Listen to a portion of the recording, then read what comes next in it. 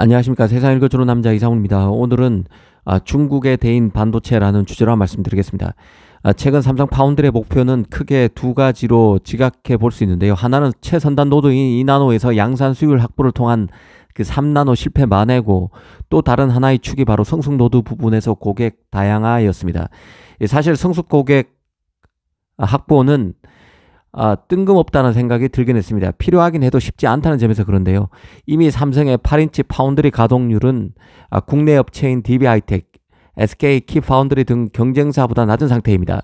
삼성이 최선단 노드에서 눈에 띄는 성과가 안 보이는 상황이라는 점을 감안하면 답답한 형편인 것만은 틀림없는데요.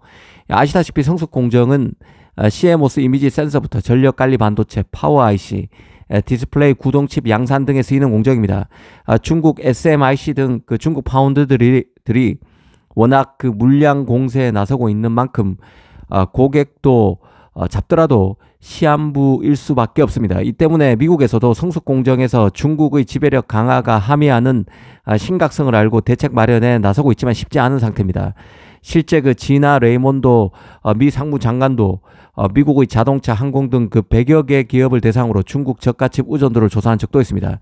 이 삼성의 경우는 자체 8인치에서 소화 가능한 DDI, CIS 물량도 지금 대만 UMC, 대만 파운드리에 맡겨왔는데요. 삼성 파운드리 가동률이 극히 낮은 상황이라는 점에서 앞으로 이런 물량의 자체 소화 가능성도 모색할 것으로 봅니다. 사실 그 중국의 반도체 전략은 크게 보면 두 가지입니다. 일단 하나의 큰 축은 반도체 시장에 판을 뒤엎고 싶어 합니다. 그래서 나온 게 바로 화합물 반도체죠. 지금 대세인 실리콘 반도체에서는 아무리 용을 써도 추격이 힘든 만큼 화합물 반도체 시장에서 제대로 앞서 나가려고 하고 있는 것입니다. 일전에도 말씀드렸지만 기존 반도체 시장은 1세대가 게르마늄, 2세대가 실리콘이었습니다. 현재 웨이퍼 베이스가 모래가 원재료인 실리콘 단일 원소 기반입니다. 하지만 화합물 반도체는 실리콘 카바이드, 갈륨 나이트라이드와 같이 두 가지 원소로 구성된 화합물 기반입니다. 실리콘 카바이드 같은 경우는 전력 통신용 반도체에서 상용화된 상태죠. 특히 이 실리콘 카바이드는 전기차 때문에 더 주목받아 왔습니다. 이 전기차에는 전력 반도체가 60개에서 최대 80개 가량 필요한데 초고전압과 초고열에 견딜 수 있는 이 실리콘 카바이드 소재가 제격입니다.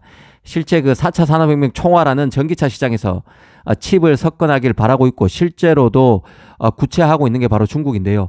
현재 칩 시장의 중심에 있는 스마트폰과 서버 시장에서 중국의 설 자리는 없다고 봐도 사실상 무방한 상태인데요. 그러다 보니 중국은 전기차용 칩 시장에 엄청난 공을 들이고 있는 상태입니다.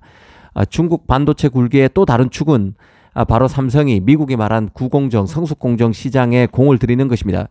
중국은 미국의 기술 봉쇄, 부품 장비 등의 미국 원천 기술에 들어간 부품 장비 수입 금지, 수출 금지 봉쇄로 10나노 이하 첨단 공정에 대한 접근 자체가 막혀 있는 상태죠.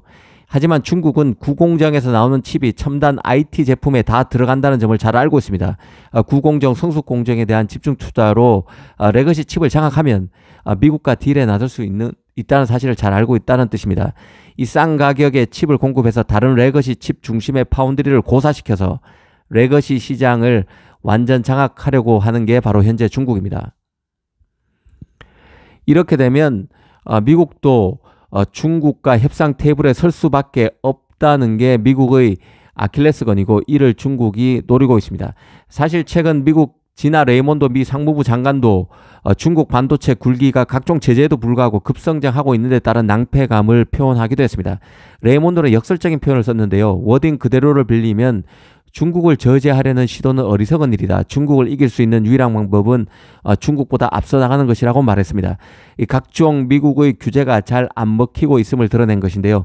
더 정확히 말하면 규제가 잘 안 먹히는 게 아니라 중국 나름의 반도체 전략으로 미국과 우방국을 괴롭히고 있다는 게 더 맞는 표현일 것입니다. 최선단 노드에선 타격을 받고 있지 않지만 타격을 제대로 받고 있지만 이 성숙 노드 공정에서 시장 장악을 통해서 우회적으로 미국과 우방국을 괴롭히고 있다는 뜻입니다. 천하에 미국도 독자적인 레거시 공정 구축이 어려운 게 사실인데요. 이 동맹국 에이스 파운드리인 TSMC나 삼성의 투자 강요가 어렵습니다. 여기에 실제로 TSMC와 삼성 같은 경우는 첨단 칩 위주로 팹을 운영할 수밖에 없죠. 투자는 결국 첨단 칩에 집중될 것입니다.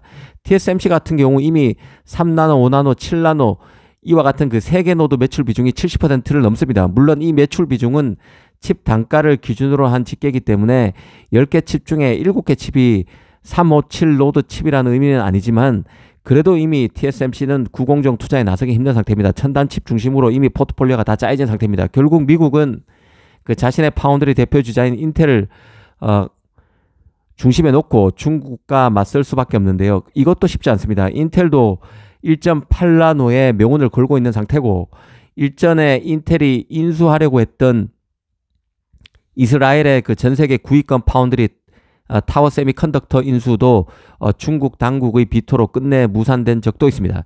성숙 노드 시장을 장악하려는 중국으로서는 미국 정부와 뒷배로 있는 인텔의 음험한 의도를 자시할 리 없었고 결국 인텔과 타워 세미컨덕터의 딜은 자초됐습니다.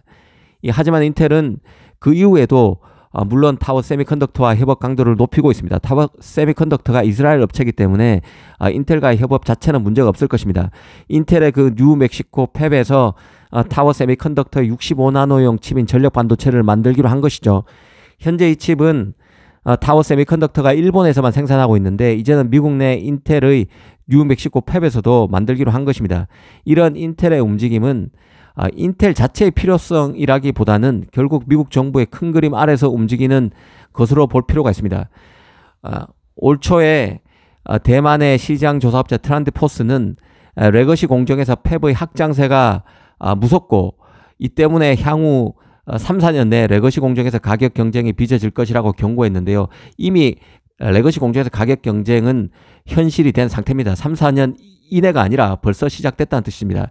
중국이 쏟아내는 디스플레이 드라이버 IC 그리고 전력관리 반도체와 같은 칩들도 칩들 때문에 일부 파운드리가 사업에서 심대한 타격을 받고 있고 일부는 사업을 접는 사태가 빚어질 가능성도 있습니다.